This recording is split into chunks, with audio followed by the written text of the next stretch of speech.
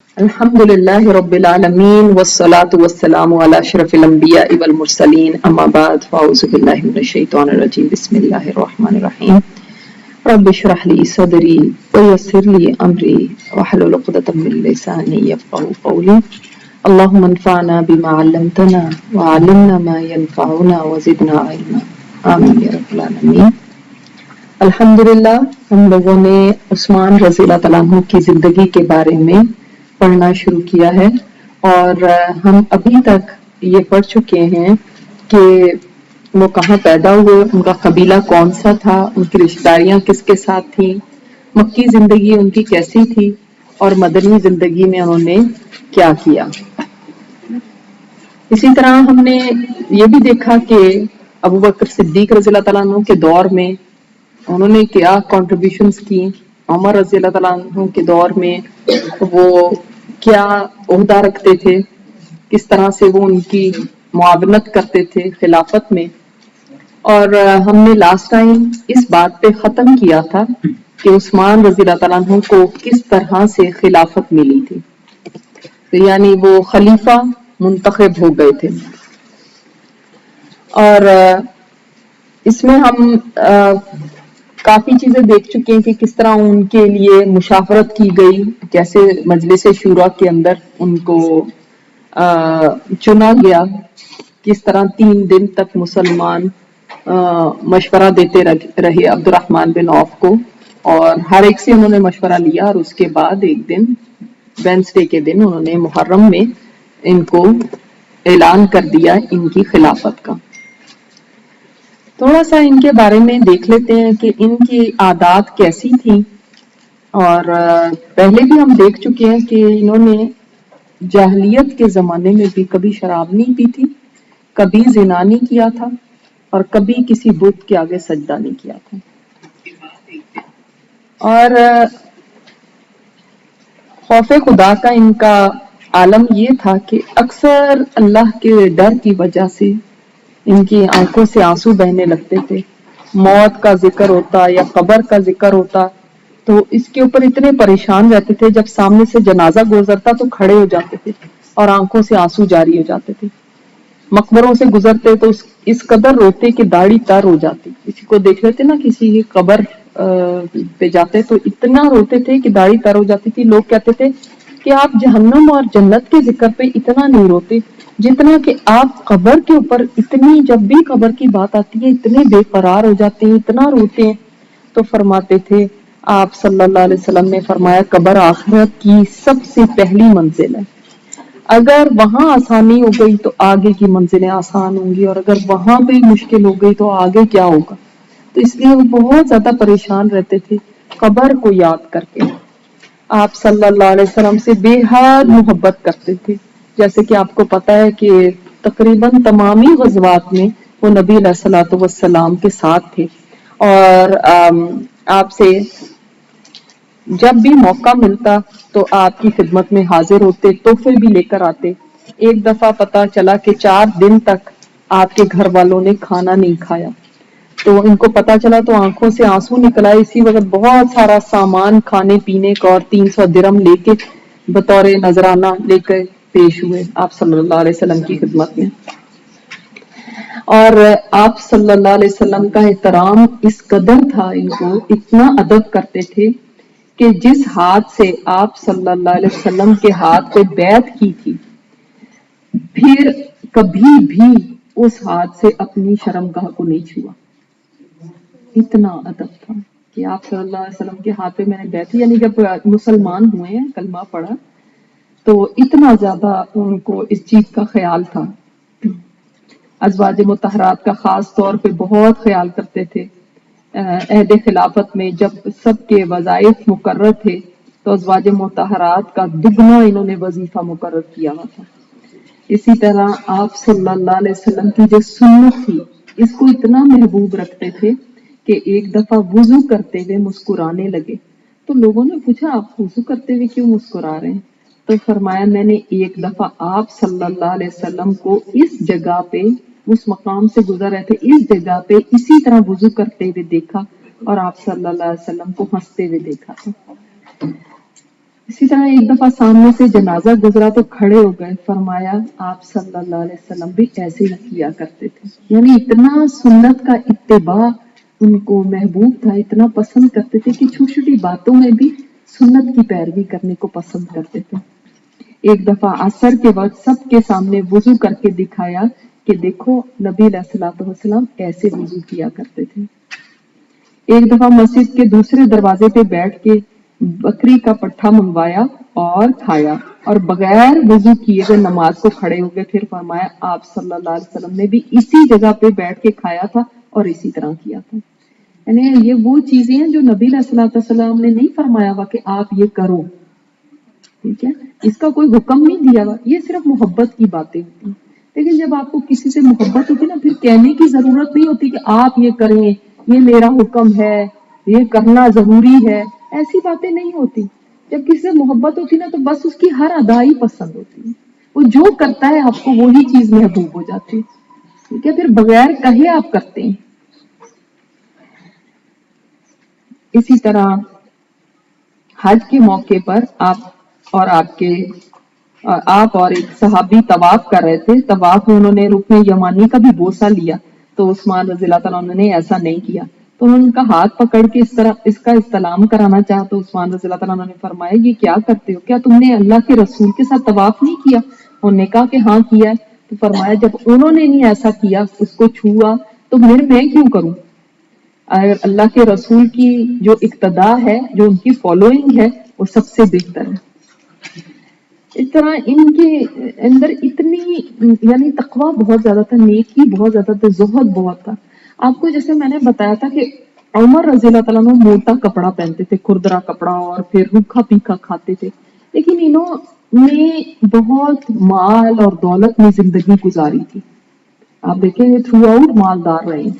انہوں نے اپنے باپ سے ہی مطلب اس وقت سے ہی مال دیکھا تھا، لیکن اس کے باوجود یہ کبھی ایسی عیش والی زندگی نہیں گزارتے ہوئے نظر آتے.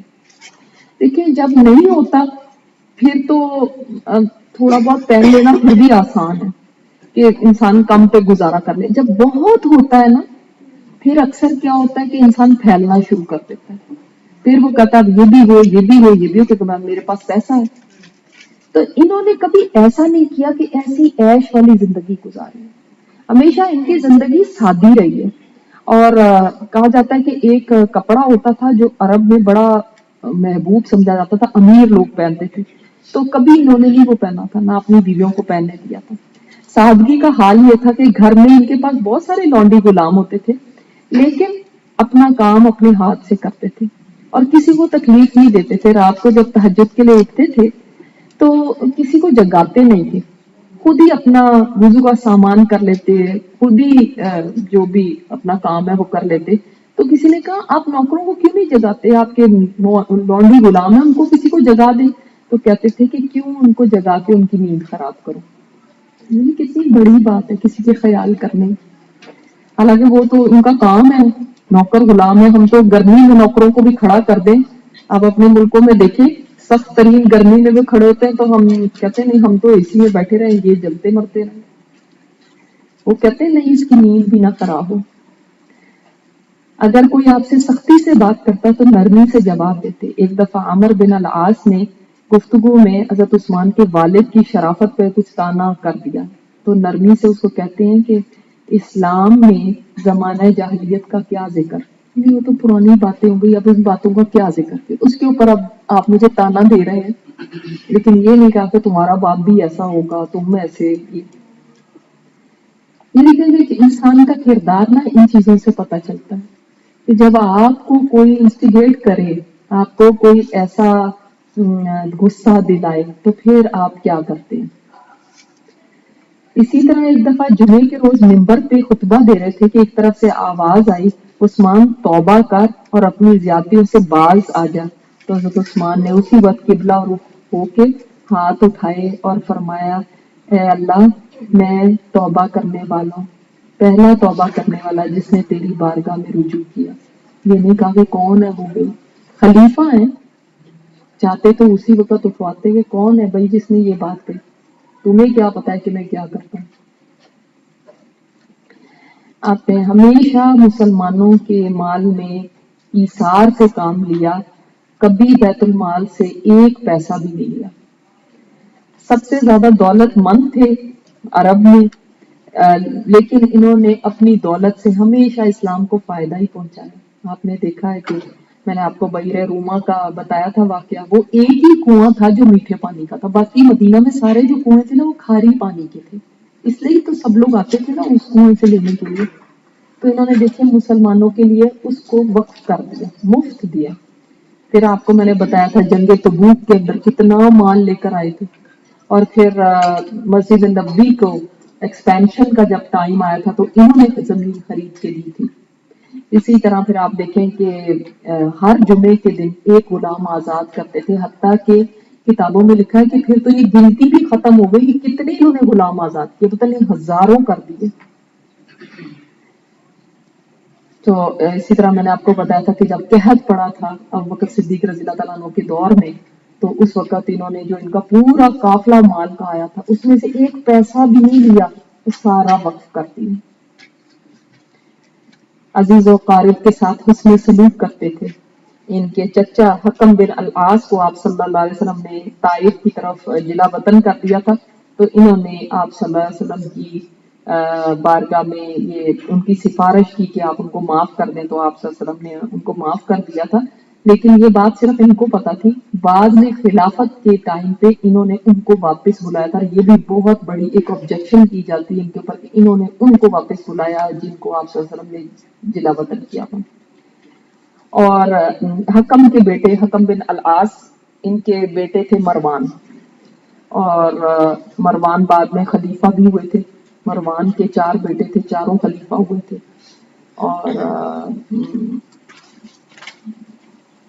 اور اس کے بعد عمر بن عبدالعزیز انہی کے بچوں میں سے۔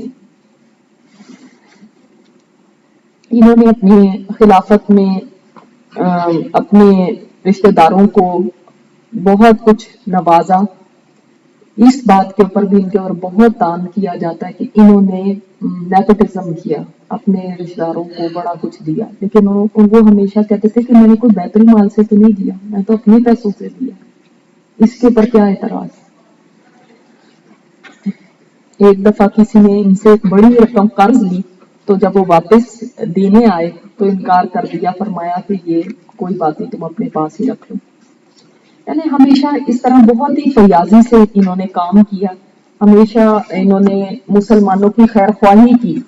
اور جب خلافت کا ان کا دور شروع ہوا تو خلافت کے دور میں ان کی جو شروع کے جو سال ہیں 12 ایئرس ان کی خلافت رہی ہے، 12 سال۔ تو جو شروع کا دور ہے یعنی مڈ تک وہ سمجھ لیں، پہلے 10 سال ہی سمجھ لیں، وہ تو بہت اچھے رہے، بہت فتوحات ہوئی، حتیٰ کہ امام حسن بصری فرماتے ہیں کہ عثمان رضی اللہ تعالیٰ عنہ کے دور میں لوگوں کی بہت خوشحالی ہوئی، زندگی کی آسودگیاں ان کو ملی، لوگ بڑے اطمینان سے زندگی گزار رہے تھے۔ کہتے ہیں ایک دفعہ میں نے دیکھا کہ عثمان رضی اللہ تعالیٰ عنہ کی طرف سے ایک آدمی اعلان کر رہا ہے، اور وہ کہہ رہا ہے لوگوں ایک ضروری اعلان سنو، ہر بندے کی اطلاع دی جاتی ہے کہ وہ ایوان خلافت پہنچ کر اپنے حصے کے تحفے لے، عطیات وصول کر لیں۔ تو لوگوں آؤ، ہر ایک کے لیے عطیات ہے۔ یہ اعلان سن کر لوگ ایوان خلافت میں جانے لگے اور اپنے حصے کے عطیات لینے لگے۔ پھر اس نے اعلان کیا کہ لوگوں وظائف آ کے لوگ اپنے وظیفے لو، پھر لوگ گئے اپنے وظیفے لیے۔ پھر کہتے ہیں ایک دفعہ اعلان ہو رہا تھا کہ لوگوں اپنے حصے کا گھی اور شہد لو، تو وہ بھی لوگ جا کے لیتے تھے۔ پھر ایک دفعہ اعلان ہو رہا تھا کہ کپڑے دیے جا رہے ہیں، تو یعنی اتنی امن کی فضا تھی، بہت اچھا دور چل رہا تھا، بہت یعنی ایسی چیز تھی کہ خوشحالی بھی تھی، امن و امان بھی تھا، مسلمان ایک دوسرے کے ساتھ بہت اچھی طرح رہنے لگے ہوئے تھے۔ ایک ان کے بارے میں ایک اور واقعہ آتا ہے کہ ایک دفعہ اپنے نوکر سے انہوں نے یہ ناراض ہو کے اس کا کان انہوں نے مروڑ دیا، جس سے اس کو درد محسوس ہوا۔ جلدی ان کو یہ بات پریشان کرنے لگی کہ یہ میں نے کیا کر دیا، تو اپنے وہ خادم کو، لڑکا تھا نوجوان تھا، اس کو بلایا اور اس سے کہا کہ تم اپنا بدلہ لے لو اور میرا کان مروڑ۔ تو خادم بدلہ لینے سے انکار کرنے لگا، تو کہتے ہیں کہ نہیں، میں تمہیں حکم دیتا ہوں کہ تم مجھ سے بدلہ لے۔ وہ حکم کی تعمیل کرتے ہوئے سیدنا عثمان کے کان کو بس ایسے نرمی سے اس نے سے کیا، محبت کا نرمی سے، کہتے ہیں نہیں، میرا کان سختی سے پکڑ کے مرورو، اس لیے کہ آخرت کا جو قصاص ہے نا، وہاں کا جو بدلہ ہے وہ بہت بڑا ہے دنیا کے بدلے سے، اور جو وہاں بدلہ دینا پڑے گا وہ بہت بڑا ہوگا۔ کبھی ہم نے بھی ایسا سوچا کسی کے ساتھ زیادتی کرتے ہوئے کہ جب یہ کھڑی ہو کہ قیامت کے دن میرے سے بدلہ لے گی تو وہ بہت بڑا ہوگا، آج لے لے میرے سے بدلہ، ورنہ میں وہاں کیسے اس کو بدلا دوں۔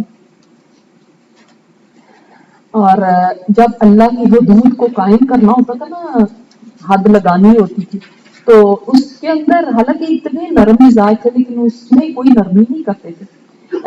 ان کے اوپر یہ بھی تان کیا جاتا ہے کہ ان کا ایک قریبی رشتہ دار تھے، تو ولید بن عتبہ ان کی ماں کی طرف سے رشتہ دار لگتے تھے، تو انہوں نے جی ان کو پر حد لگانے میں بہت ڈیلے کیا۔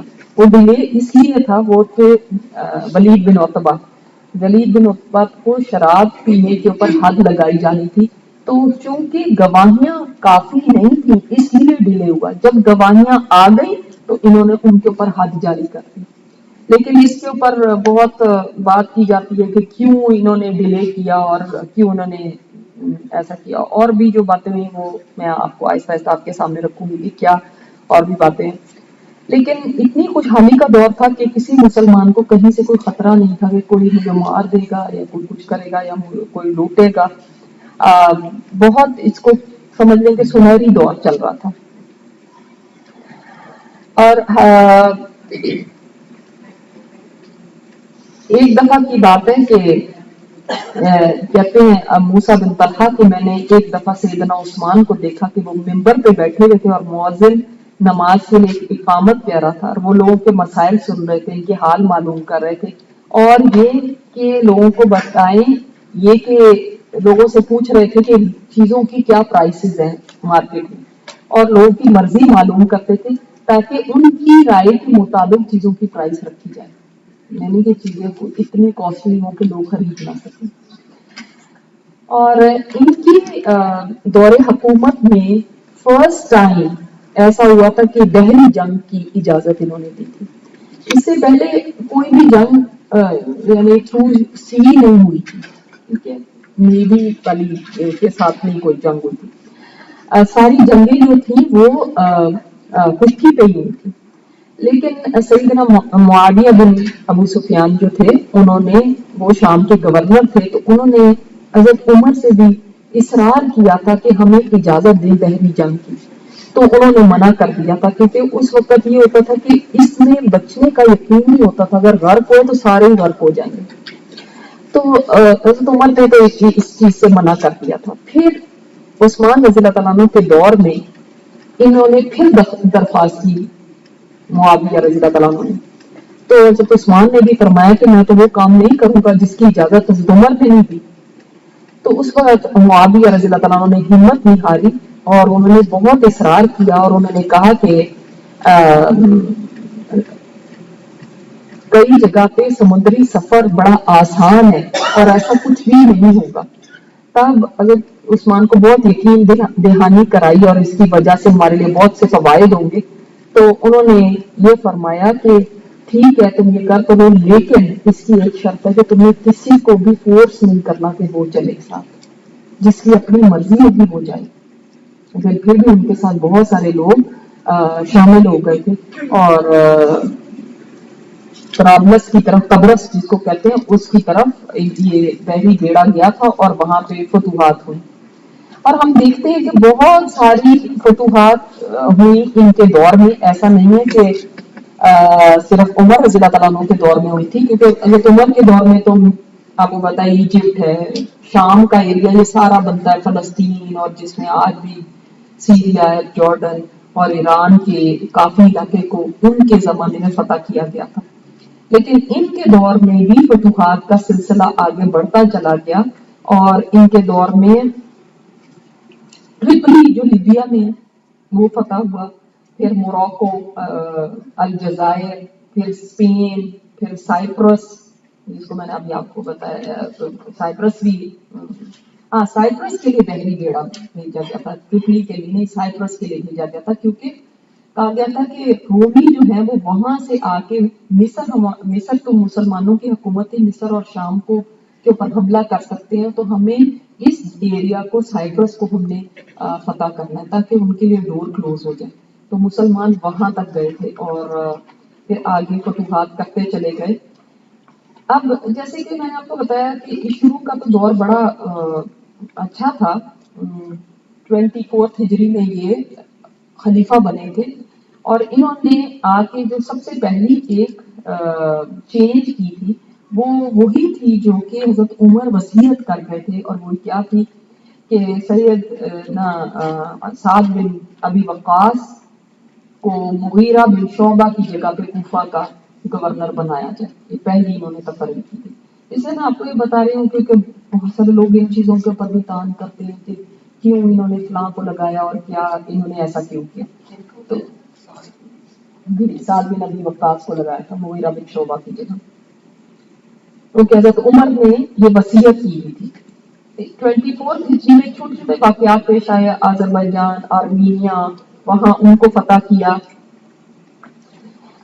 وہاں کے لوگوں نے ٹیکس دینا بند کر دیا تھا حضرت عمر کے وقت سے۔ پتہ ہے آپ کو کہ حضرت عمر کا جو تھا دور اور عمر رضی اللہ عنہ کی شخصیت ایسی تھی کہ لوگ بہت ڈرتے رہتے تھے، اور کبھی کبھی ایسے لگتا ہے کہ سختی بھی ضروری ہوتی ہے، خاص طور پہ جب آپ نے نظام حکومت چلانا ہو، کیونکہ سب لوگ ایک جیسے نہیں ہوتے۔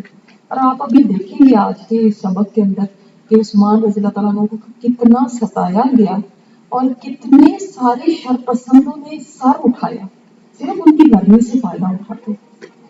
تو وہ لوگوں نے ٹیکس دینا بند کر دیا، اسی طرح رومیوں نے چھیڑ چھاڑ شروع کر دی، تو انہوں نے پھر حضرت امیر معاویہ کی مدد کے لیے 6000 لوگ یہاں سے بھیجے تھے۔ پھر مصر کے والی عمر رضی اللہ عنہ کے دور میں عمر بن العاص تھے، اور آپ کو پتا ہے لاسٹ ٹائم میں نے آپ کو عبداللہ بن ابی سرخہ کا بتایا تھا نا، یاد ہوگا امید ہے۔ تو انہوں نے عمر بن العاص کی جگہ عبداللہ بن ابی سرخہ کو رکھ دیا تھا، اس لیے کہ وہاں سے اتنا زیادہ ٹیکس نہیں مل رہا تھا، عمر کے زمانے سے ہی وہ ٹیکس میں کمی ہو گئی تھی۔ اس لیے حضرت عثمان نے وہاں سے ٹیکس کا مطالبہ جب کیا کہ زیادہ بڑھاؤ، تو عمر بن العاص نے کہا کہ نہیں، اس سے زیادہ اونٹنی دودھ نہیں دے سکتی۔ اس پر حضرت عثمان نے ان کو ہٹا کے عبداللہ بن ابی سرخہ کو پورے مصر کا گورنر بنا دیا۔ تو مصریوں پر عمر بن العاص کی بڑی دھاک بیٹھی ہوئی تھی، وہ ان سے تو ڈرتے تھے، لیکن جب عبداللہ بن ابی سرخہ آئے تو انہوں نے پھر بغاوت کے سوچنا شروع کر دیا، اور اس کی وجہ سے پھر دوبارہ حضرت عمر نے مصر والوں کے مشورے سے اس فتنے کو روکنے کے لیے عمر بن العاص کو دوبارہ وہاں پہ متعین کر دیا، اور انہوں نے پھر اپنی اچھی تدبیر کے ساتھ بغاوت کو ختم کر دیا، لیکن جو خراج لینے کا، جو ٹیکس لینے کا انچارج عبداللہ بن ابی سرخہ کو ہی بنائے رکھا۔ پھر 26 ہجری میں سعد بن ابی وقاص کی معزولی کے بعد کا ایک ان کو بھی معزول کر دیا تھا۔ ایک اس کا سبب تھا کہ انہوں نے بیت المال سے قرض لیا تھا اور وہ ان سے واپس لوٹایا نہیں جا رہا تھا، اور جب بیت المال کا جو انچارج تھا اس نے ان سے تقاضا کیا تو پھر ان سے انہوں نے عذر پیش کیے، ایکسکیوزز دیے، جس کی وجہ سے ان کو ہٹا دیا گیا، کیونکہ حضرت عثمان نے فرمایا کہ یہ ایک صحیح نہیں ہے، آپ نے اتنا بڑا قرض دیا اور آپ واپس نہیں دے رہے۔ یہ میں وہ باتیں بتا رہی ہوں جن کی وجہ سے آگے یہ بات آئے گی کہ بہت ساری باتیں شروع ہوئی تھیں ان کے اوپر، جو لوگوں نے کرٹیسزم کیا کہ انہوں نے ایسا کیا، انہوں نے یہ کیا، انہوں نے یہ کیا۔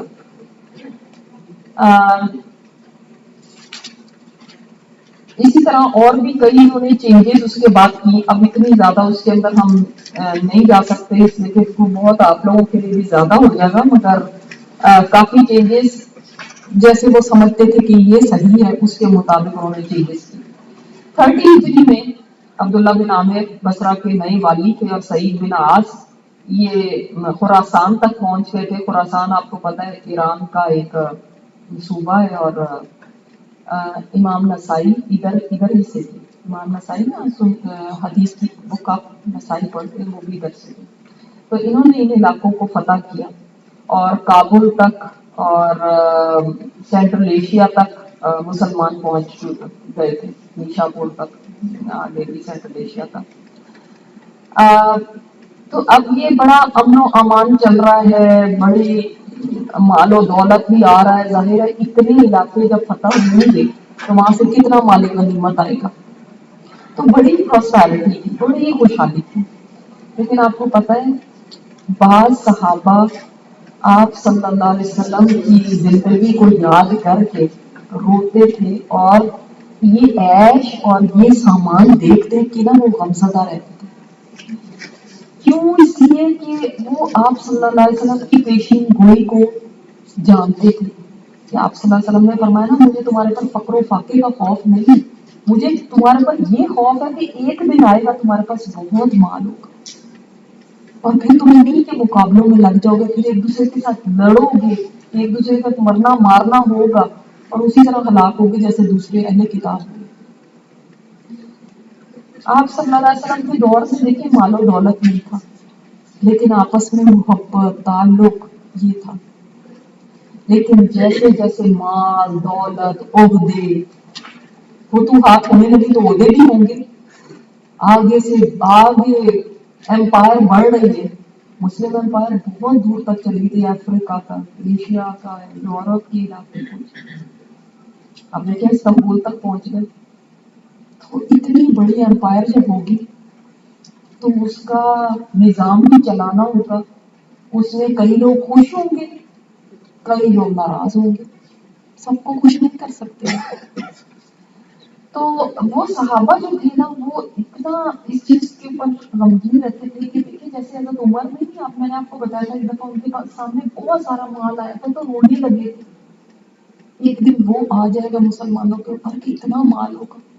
آج بھی آپ دیکھیں مال و دولت کی فراوانی عرب کنٹریز میں دیکھیں کتنی ہے، ہمارے پاس بھی. ہم کیوں یہ کہیں کہ ہم تو بالکل اس طرح میں رہتے ہیں فقر و فاقے میں.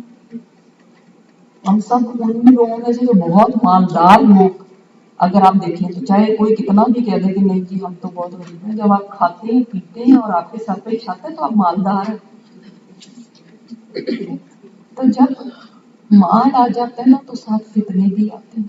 ابو ذر غفاری اس وقت لوگوں کو کہتے تھے، دولت مندوں کو ان کو کہتے تھے کہ مت جمع کرو، آپ لوگ یہ عیش کی زندگی مت گزارو، ایک دن کا بھی جمع کر کے اگلے دن مت کھاؤ، آج کا بس آج ہی ہونا چاہیے، باقی سب اللہ کے راستے میں دے دو. تو جب وہ اس طرح سے لوگوں کو کہنے لگے تو امیر معاویہ نے پھر حضرت عثمان کے پاس میسج بھیجا کہ ان کو آپ پلیز مدینہ بلوا لیں، کیونکہ یہ تو یہاں پہ لوگوں کو چین سے نہیں رہنے دے. تو انہوں نے ان کو مدینہ بلوا لیا. تو جب انہوں نے یہاں پہ بھی آ کے دیکھا تو لوگوں نے بڑے بڑے مکانات بنا لیے تھے. کیا اتنا ان کو تکلیف ہوئی کہ یہ چلے ہی گئے وہاں سے. عثمان کو منع کرتے تھے کہ آپ ایسے نہ کہیں لوگوں کو. لیکن آپ کو جب ان کی زندگی پتہ چلے گی نا یہ زہد اور تقوی میں بہت زیادہ تھے، بہت آگے تھے. ایک دفعہ کوئی کے گھر آیا نا تو گھر میں سامان نہیں تھا، تو سبحان اللہ اس نے کہا کہ آپ کا سامان کہاں ہے؟ تو کہتے ہیں اگلے گھر بھیج دیا. تو اس نے کہا اگلے گھر وہ کون سا؟ کہ اللہ کے پاس. اتنے زیادہ زہد اور تقوی والے تھے. بہت پیاری ان کی زندگی کی باتیں. تو یہ جو ایسے لوگ تھے نا وہ ظاہر ہے لوگوں کو روکتے تھے ٹوکتے تھے، تو کسی کو بھی یہ پسند نہیں آتا. تو جب عثمان رضی اللہ تعالیٰ نے ان کو منع کیا تو یہ پھر نکل کے چلے گئے اور ایک گاؤں میں چلے گئے. پھر اس کے بعد ہم دیکھتے ہیں کہ کیا سبب ہوئے کہ یہ ڈاؤن فال کیسے آیا، کون سے ایسے ریزنز ہوئے کہ اس امپائر کے اندر بغاوتیں شروع ہو گئیں اور ایسی چیزیں کہ حضرت عثمان کی شہادت تک پھر یہ چیز پہنچ گئی. تو ایک سبب، ایک پہلی وجہ اس کی یہ ہے کہ جو صحابہ کرام کی نسل تھی نا، جو تقویٰ کے اندر ٹاپ لیول پہ تھے، وہ نسل آہستہ آہستہ ختم ہو گئی تھی. جو رہ گئے تھے وہ بھی اتنے بوڑھے ہو رہے تھے کہ ان کی اولادیں اب آگے آ گئی تھیں اور ان اولادوں کے اندر وہ تقویٰ نہیں تھا جو ان کے پیرنٹس میں تھا. تو ایک تو یہ بات ہے. دوسری یہ کہ قریش جو تھے آپ صلی اللہ علیہ وسلم کی حدیث بھی ہے کہ اگر قریش ہوں تو ان کو پہلے کوئی عہدہ یا عمارت یا وہ دی جائے. تو جب ان کو عہدے دیے گئے تو دوسرے لوگوں کو بہت برا لگنے لگا، اور ان قریش کا بھی یہ حال ہو گیا کہ ان کے نوجوانوں نے بھی یہ سمجھنا شروع کر دیا کہ یہ بس ہمارا حق ہے. اسپوائل ہونے شروع ہو گئے نا. اور دوسرے لوگوں کا تو یہ حال تھا کہ وہ تو کہتے تھے کہ ان کو کیوں، ہم بھی تو ساتھ ہیں، ہم نے بھی اس طرح مسلمانوں کے ساتھ مل کے ہم جنگیں کرتے ہیں، ان کو عہدے کیوں ملتے ہیں. پھر آپ دیکھیں کہ جیسے ایکسپینشن ہوتی گئی امپائر کی اور جگہ پہ مسلمانوں کا قبضہ ہوتا گیا، تو جو وہاں کے لوگ تھے obviously کوئی بھی پسند نہیں کرتا کہ کوئی اور آ کے ان کے پر حکومت کرے، تو ان کے دلوں میں بھی انتقام تھا کہ ہم ان سے انتقام لیں. پھر میں نے جیسے آپ کو ایک وجہ بتائی کہ عثمان رضی اللہ تعالیٰ عنہ بہت نرم دل تھے اور بڑے مروت والے تھے، عموماً لوگوں سے سختی نہیں کرتے تھے. اس کی وجہ سے بھی جو شرپسند لوگ تھے نا ان کے حوصلے بڑھ جاتے تھے. حضرت عمر کا تو آپ کو پتا ہے نا، انہوں نے تو دیکھنا نہیں ہوتا تھا، انہوں نے تو کہنا ہوتا تھا کہ اس کا سر اڑا دو بس. تو ان کی پھر پالیسی صحیح رہی نا کہ پھر لوگ اتنا ڈرتے تھے کہ کسی کی جرت نہیں ہوتی تھی چاہے وہ کہیں کا بھی گورنر ہو. لیکن یہ نا انسان کے اپنے بس میں نہیں ہوتا، اس کی ایک طبیعت کا حصہ ہوتا ہے. کئی لوگوں کی طبیعت ہی ایسی ہوتی ہے، نرم مزاجی ہوتی، کئی لوگوں کی طبیعت میں سختی ہوتی. وہ سخت طبیعت والے لوگ بھی کہیں کام آتے ہیں اور نرم طبیعت والے بھی کہیں کام آتے ہیں. اور اسی طرح عثمان رضی اللہ تعالیٰ عنہ چونکہ عموی خلیفہ تھے، ظاہر ہے ان کے جذبات بنو امیہ کے ساتھ زیادہ تھے، تو جب اپنے ذاتی مال سے بھی ان کی مدد کرتے تھے تو لوگ جو شرپسند لوگ تھے، آپ کو پتا ہے جس نے کسی میں برائیاں نکالنی ہو وہ اس کی بھلائی کو بھی دیکھ کے کہیں نہ کہیں سے کچھ نکال ہی لے گا. تو انہوں نے یہ پروپیگنڈا کرنا شروع کر دیا کہ یہ تو اپنے رشتہ داروں کو نوازتے ہیں. بعض دفعہ ایسا بھی ہوتا تھا کہ چونکہ جو بھی آپ نے اپوائنٹ کیے ہوئے لوگ وہ خلیفہ کے انڈر ہونے چاہیے، اس کا کہنا ماننے والے ہونے چاہیے، اس کے اوبیڈینٹ ہونے چاہیے. لیکن جب جیسے میں نے آپ کو بتایا کہ جو دوسری نسل آ رہی تھی وہ اتنے زیادہ تقویٰ میں نہیں تھے جیسے پہلی نسل تھی، تو جو آنے والے تھے وہ اتنا بات نہیں مانا کرتے تھے. تو یہ پھر اپنے لوگوں کو بھی بعض دفعہ اس لیے لگا دیتے تھے تاکہ میری بات تو سنیں. اچھا، پھر جو محروم قومیں تھی نا جن کے اوپر مسلمانوں نے قبضہ کیا تھا، وہ چاہتے تھے کہ انقلاب آ جائے اور تاکہ کوئی نہ کوئی بغاوت ہوگی، انقلاب آئے گا تو ہمارے حالات کچھ صحیح اور ہم دوبارہ آ جائیں گے. اب اسی طرح ایک چیز مسلمانوں نے غیر قوموں میں شادیاں کرنے شروع کر دی. جب غیر قوموں میں شادیاں کی ان کی عورتوں کے ساتھ، تو ان سے جو بچے ہوئے ان کی بھی مسلمانوں کے ساتھ کوئی افیلیشن نہیں تھی، ان سے بھی بہت سارے فتنے اٹھے. اور اسی طرح جو عام عرب قبائل تھے وہ سمجھتے تھے کہ ہم بھی قریش سے بڑھ کے ہیں، اگر قریش کو کچھ مل رہا ہے تو ہم بھی اس قابل ہیں کہ ہمیں بھی اس طرح ہی نوازا جائے.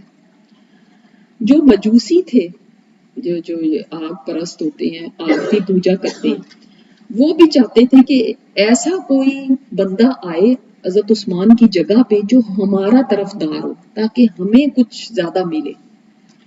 یہودی جو تھے وہ بھی چاہتے تھے کہ مسلمانوں میں کوئی اختلافات پیدا ہوں تاکہ ہم اوپر آئیں. تو اس طرح سے ہر جماعت اپنی اپنی کوشش میں لگی ہوئی تھی. کچھ آپس میں مسلمانوں کی ٹسلز ہونے لگی، عربوں کے بیچ میں بھی ہونے لگا، پھر کچھ یہودی مجوسی، پھر اور جو قومیں ہیں وہ سر اٹھانے لگی. اس طرح سے کر کے فتنے کھڑے ہونے لگے اور حضرت عثمان نے ان فتنوں کو دبانے کی کوشش کی، لیکن آگ ایسی تھی جس کو بجھانا آسان نہیں تھا اور فتنہ پردازوں کا دائرہ عمل وسیع سے وسیع ہوتا گیا. اس میں آپ کو میں پہلے کوفہ کا بتاتی ہوں. سعید بن عاص جو کوفہ کے والی تھے، ان سے وہاں کے جو شرپسند تھے ان کو بڑی دشمنی تھی. ان کو بدنام کرنے کے لیے روز نئی نئی باتیں نکال لیتے تھے. اور یہ بھی کہا جاتا ہے ایک مطلب بات کہ یہ لوگ کیا کرتے تھے، خط لکھ کے نا دوسری جگہ بھیج دیتے تھے کہ یہ ہمارا یہاں پہ یہ گورنر تو ایسے کرتا ہے، یہ ایسے کرتا ہے، ایسے کرتا ہے. پھر وہاں جا کے نا وہ شر پسندی لوگوں کو خط پڑھ پڑھ کے سناتے تھے، دیکھو ان کا گورنر ایسے کرتا ہے. تو کہتے تھے اچھا ہم تو بڑے اچھے رہ گئے، وہ تو بیچارے مسلمان کتنی مصیبت میں. تو ایک نا دیکھیں جو بھی ایک بغاوت ہوتی ہے، یا جو جیسے حضرت عثمان کی شہادت کا ایک مرحلہ پہنچا ایک دن میں ہی ہو گیا. یہ جو بغاوت کی چیزیں ہیں یہ سر اٹھانا شروع ہو گئی تھی 30 ہجری سے، اور 5 سال تک یہ چیزیں گرو ہوتی رہی ہر علاقے کے اندر، اور پھر آہستہ آہستہ